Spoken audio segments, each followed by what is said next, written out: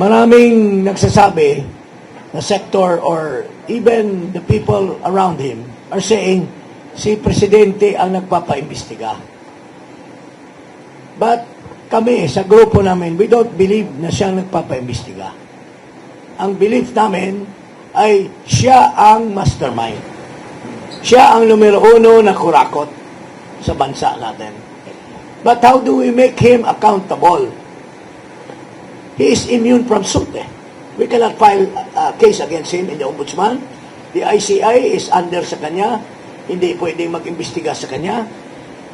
Sa Senate, there is a separation of power.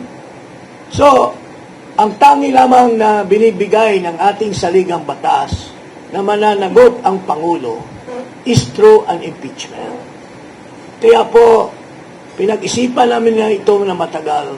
We have come to the ultimate decision na dapat mananagot si Marcos dahil siya ay maraming ginagawang kabulastugan sa ating bansa. And this is through the impeachment. Pero nanghihinakit kami dahil mukhang hindi kami pinagbigyan ng karapatan na magiging impeacher, which is enshrined in our Constitution. So that is why we are here today.